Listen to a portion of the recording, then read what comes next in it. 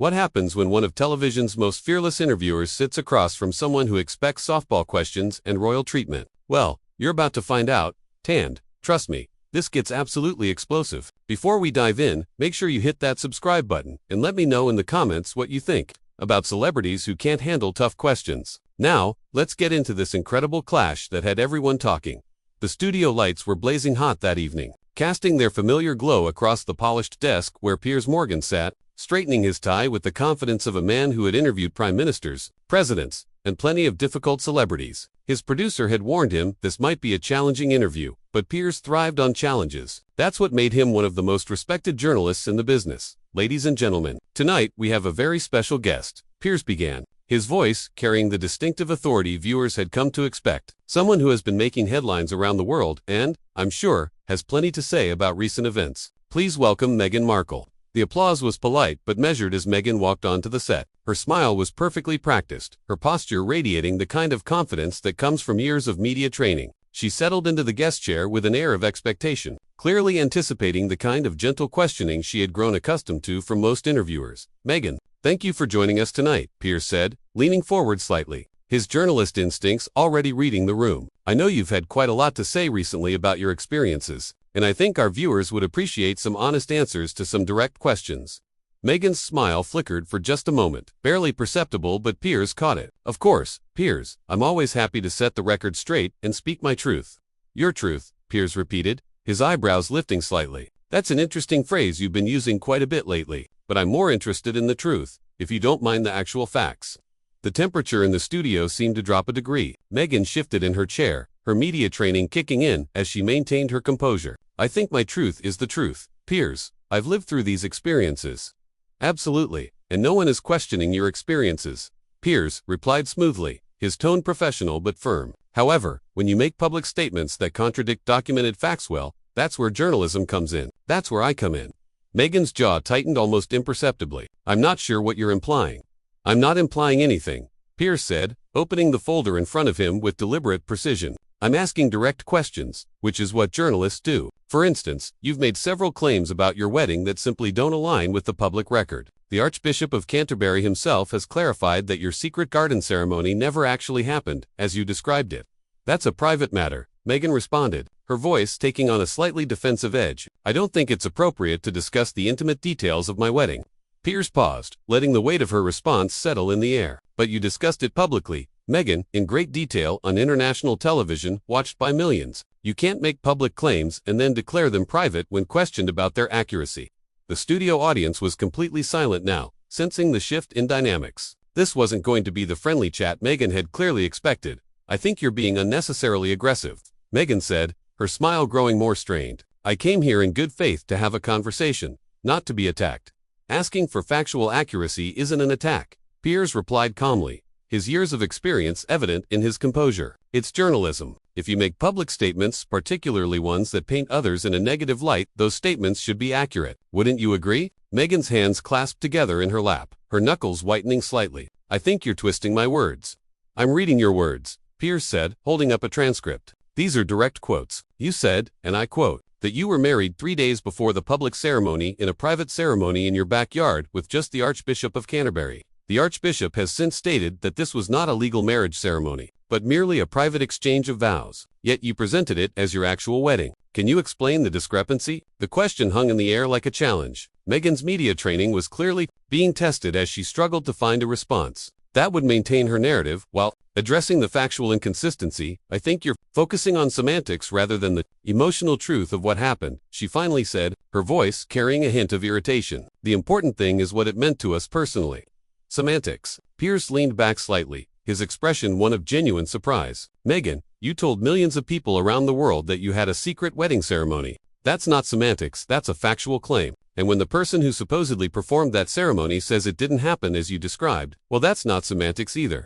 That's a contradiction that deserves clarification. Meghan's composure was beginning to crack just slightly, but enough for the experienced interviewer to notice. Her smile had become forced, her posture more rigid. I don't appreciate being called a liar on national television. I haven't called you anything, Piers responded evenly. I've simply asked you to clarify statements you made publicly that appear to contradict the facts. If you feel that's unfair, perhaps you could help our viewers understand where the confusion lies. The tension in the studio was palpable. What had started as a standard celebrity interview was quickly becoming something far more contentious, and Meghan was clearly unprepared for this level of scrutiny. "I think you're being deliberately obtuse," Meghan said, her voice rising slightly. "You know exactly what I meant."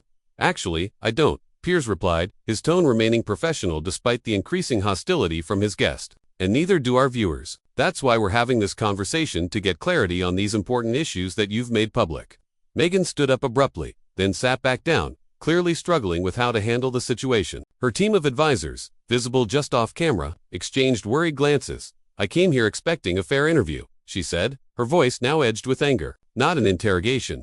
"A fair interview includes fair questions," Piers responded calmly. "And fair questions sometimes require uncomfortable answers. That's the nature of journalism, Meghan." The battle lines were being drawn, and it was becoming increasingly clear this interview was heading toward a confrontation neither side would back down from. The studio atmosphere had shifted completely. What moments ago had been a standard interview setup was now a battlefield of words, with Piers maintaining his journalistic integrity while Meghan's facade of cooperation rapidly crumbled.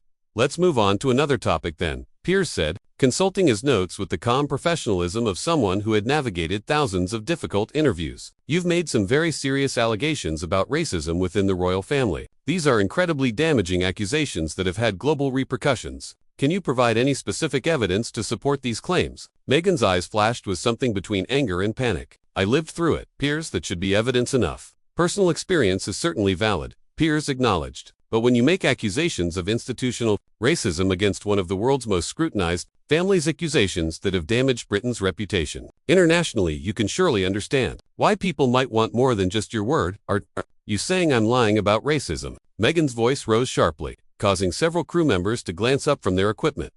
"I'm asking for specifics," Piers replied steadily. "You've made general accusations but provided no concrete examples, no witnesses, no documentation. You mentioned conversations about your son's skin color, but you've refused to name who said what, when, or in what context. How can anyone properly address these serious allegations without details?" Meghan shifted uncomfortably, her hands now visibly trembling. "I protected them by not naming names. I could have, but I chose not to. Protected them." Piers leaned forward, his journalist instincts fully engaged. "Meghan, you accused them of racism on international television. You painted the entire institution as discriminatory. How is that protection?" "I didn't name specific individuals," Meghan shot back, her composure slipping further. "But you smeared the entire family," Piers countered. "You've allowed speculation to run wild, with millions of people around the world now viewing the royals as racist based solely on your unsubstantiated allegations. Surely you can see how that's problematic." Meghan's media training was failing her completely now. Her breathing had become noticeably faster, her perfect posture replaced by defensive body language. "I don't have to prove anything to you or anyone else. My lived experience is valid." "Your experience is absolutely valid," Piers agreed, his tone remaining remarkably calm despite the rising tension. "But your public accusations have consequences beyond your personal experience. They've damaged relationships between Commonwealth nations, they've hurt people who have dedicated their lives to public service, and they've divided public opinion based on allegations no one can verify or properly address because you've provided no specifics. So you're blaming me for the reaction to racism." Meghan's voice was clearly strained now, her carefully constructed public persona giving way to raw emotion. "I'm asking you to take responsibility for how you've presented these allegations," Piers responded firmly. "If someone treated you the way you've treated the royal family, making vague but damaging accusations without providing specifics or evidence, how would you feel?" Meghan stood up again, this time pacing slightly behind her chair. The camera operators adjusted their positions to keep her in frame while her team looked increasingly concerned. "This is exactly the kind of treatment that drove me away in the first place," she said, her voice now carrying a desperate edge. "You're more concerned about protecting the institution than you are about protecting me." "I'm concerned about the truth," Piers replied, his voice steady as a rock. "And the truth is that you've made serious public accusations without providing the evidence needed to substantiate them. That's not protecting anyone, Meghan. That's just responsible journalism." "Responsible journalism." Meghan laughed bitterly, the sound echoing strangely in the studio. "You're just another member of the British establishment trying to silence me." Piers paused, letting her words hang in the air before responding with measured precision. "Meghan, I've spent my career challenging the establishment, holding powerful people accountable, and asking difficult questions regardless of who might be uncomfortable with them. That's exactly what I'm doing now. By attacking a woman of color who's trying to speak her truth," Meghan said, her voice cracking slightly on the last words. By asking a public figure who has made serious public allegations to provide evidence for those allegations. Piers corrected. Your race and gender don't exempt you from scrutiny when you make claims that affect millions of people. Equality means being held to the same standards as everyone else. The words hit Meghan like a physical blow. She stopped pacing and stared at Piers, her mouth opening and closing as she struggled to formulate a response. That's completely unfair, she finally managed. You don't understand what it's like to be in my position. You're absolutely right, Piers acknowledged. I don't understand what it's like to be in your position, but I do understand what it's like to be a journalist, and what it means to be responsible for getting to the truth. And the truth is what our viewers deserve. Meghan returned to her seat, but her body language had completely changed. Gone was the confident, composed woman who had walked onto the set. In her place sat someone clearly struggling to maintain control. Let's talk about your relationship with your father, Piers continued, consulting his notes. You've publicly estranged yourself from the man who raised you, who paid for your education, who walked you down the aisle at your wedding. Yet you've embraced a family that you claim treated you poorly. Can you help our viewers understand that choice? My father betrayed me, Meghan said quickly, too quickly. He sold stories to the press. He staged photographs. He chose money over his daughter.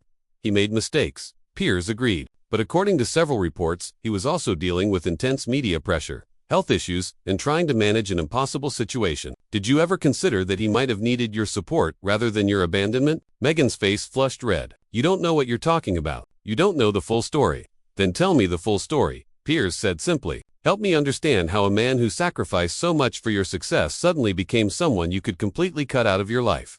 He made his choices, Meghan said, her voice turning cold. And I made mine.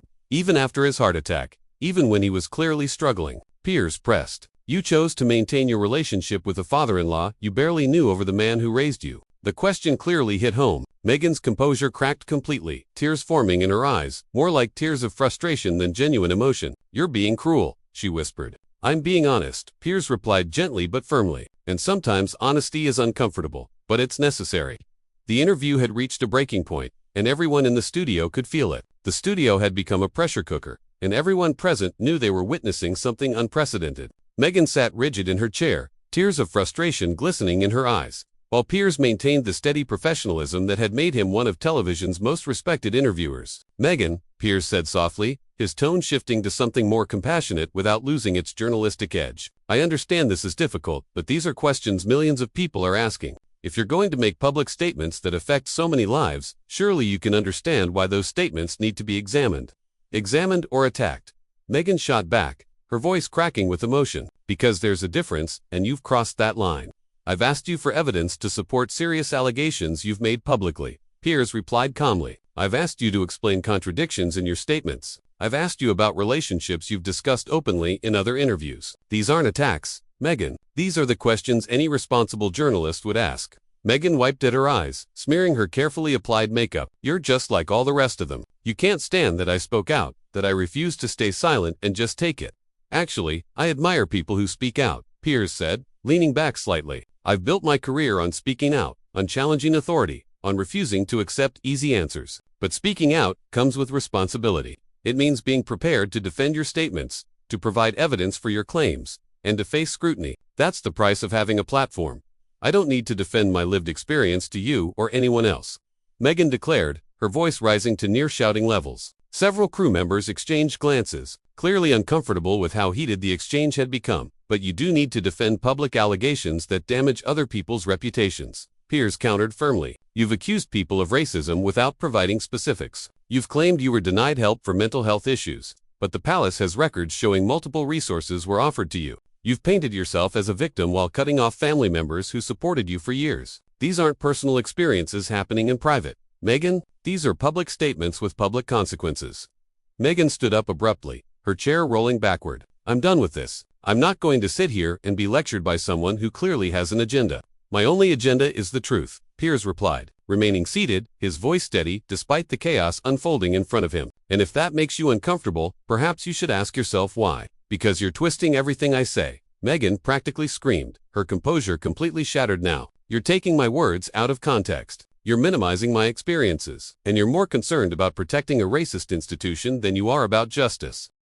I'm asking for evidence of racism, Piers said, his voice growing firmer. You keep calling it a racist institution, but you haven't provided a single concrete example. You've made vague allegations about conversations regarding your son's skin color, but you won't say who said what, when, or in what context. How is anyone supposed to address these allegations properly without details? Meghan began gathering her things from the small table beside her chair, her hands shaking with rage. I don't have to prove anything to you. The very fact that you're demanding proof shows exactly the kind of person you are. The kind of person who believes in evidence-based reporting. Piers asked, his eyebrows raised. The kind of person who thinks serious allegations should be backed up with facts. Yes, Meghan, that's exactly the kind of person I am. That's what journalists are supposed to be. You're not a journalist, Meghan spat, her voice dripping with contempt. You're a bully with a television show who gets off on tearing people down. The accusation hung in the air like a toxic cloud. Piers remained calm, but a flash of steel entered his eyes. Meghan, he said quietly, I've interviewed terrorists, dictators,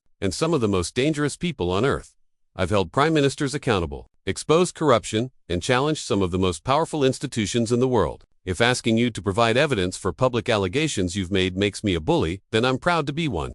Meghan's face contorted with fury. How dare you compare me to terrorists and dictators? I'm not comparing you to anyone, Piers replied evenly. I'm explaining that difficult questions are part of serious journalism, regardless of who's sitting in that chair. You don't get special treatment because you're upset or because you've decided that scrutiny equals bullying.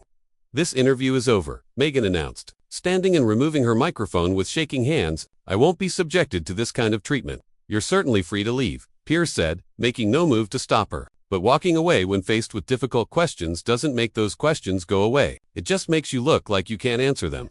Meghan froze halfway through removing her microphone, Piers's words clearly hitting their mark. For a moment, it seemed like she might sit back down and try to regain control. Instead, she ripped the microphone off completely, the connection breaking with a harsh feedback screeched through the studio speakers. You know what, she said, her voice now cold and calculated. This whole thing is going to backfire on you. People will see this for what it really is, a powerful man using his platform to attack a woman who dared to speak truth to power. They'll see a journalist asking legitimate questions of a public figure who made serious public allegations, Piers replied calmly. And they'll see someone who couldn't answer those questions walking away rather than facing scrutiny. Let the viewers decide what that means.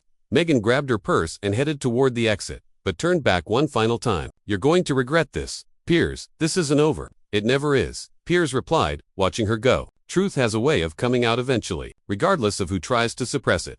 As Meghan stormed off the set, her team scrambling to follow, Piers turned back to the camera with remarkable composure. Well, he said, straightening his tie, I think that speaks for itself, doesn't it? Ladies and gentlemen, when public figures make serious public allegations, they should be prepared to defend those allegations with factional, emotional manipulation or accusations of bullying. When faced with legitimate questions, he paused, looking directly into the camera with the authority of someone who had just demonstrated exactly why journalism matters.